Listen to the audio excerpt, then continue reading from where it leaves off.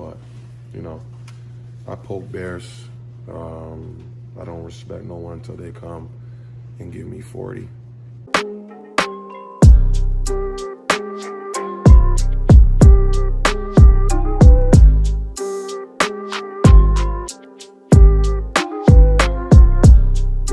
Welcome to today's edition of Blackout Sports. I am your humble host, Matthew Wilson, your future favorite sportscaster, here with the latest sports news. But before we get started, go ahead and hit that like and subscribe button to get updates on all the newest content.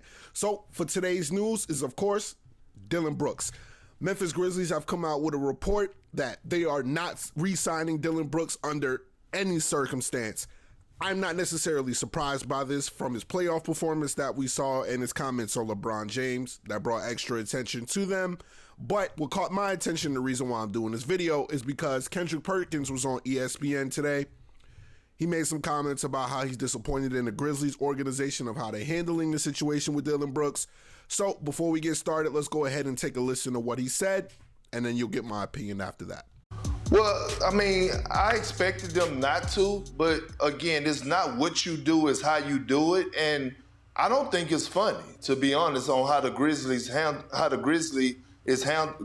are handling this situation for us Dillon Brooks. It's one thing for us to clown and joke about him throughout the course of the series, but when you come back and you say that you're not going to bring him back throughout, no matter the circumstances, like zero chances. Like, this guy is up for a contract. This guy spent 6 years in your organization, and a couple of those years, he was actually great for you. So at the end of the day, my thing is, when it comes down to affecting the livelihood, and it's also a reflection of your organization, this is not the way you want to be trending. If you're trying to be eye candy and attract guys to come in and play alongside Jaren Jackson Jr. and Ja Morant, you don't want them to feel like, oh, this is how they did Dillon Brooks, because that's how I would look at it. And it's just very disturbing to me that they would handle this situation like this. If they didn't want to sign them, so what? Don't sign them. But you don't have to put it out there like that, like he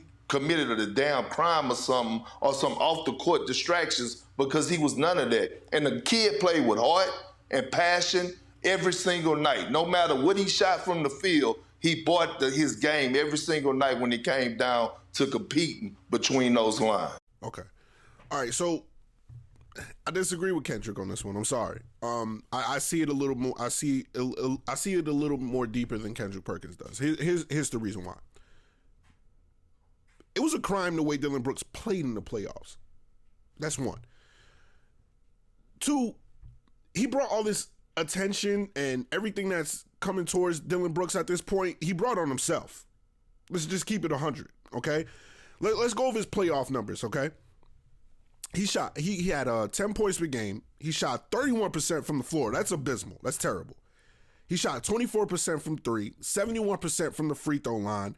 And for all my analytics guys out there, he had a negative 44 plus minus for the series against the Lakers in a contract year. But that's not why I'm upset at him. Okay, I'm not upset about the things he said about LeBron and all of that.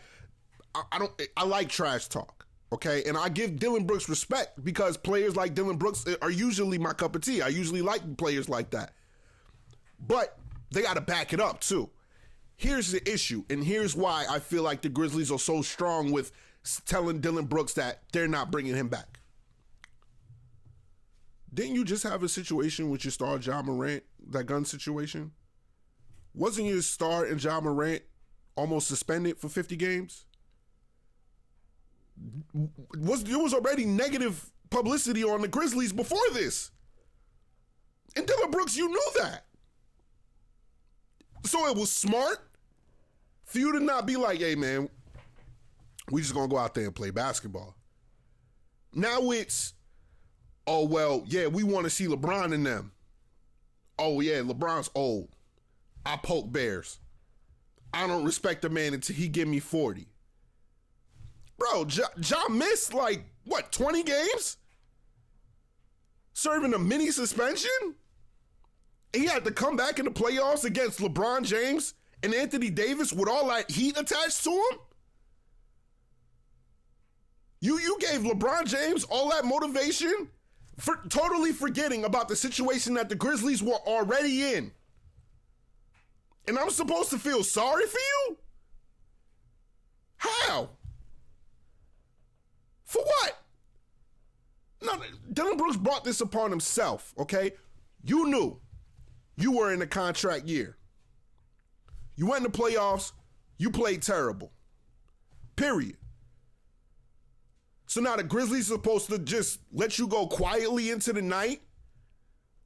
There's a report that came out that the Grizzlies they're stopping this trash talk stuff, which people have been calling for all year. You guys haven't won a finals. You don't have any rings for you to be talking like this. And Dillon Brooks, you were the main catalyst of it. Forget Ja in the earlier on in the season saying he's not worried about the West. Forget that. I get the confidence in that.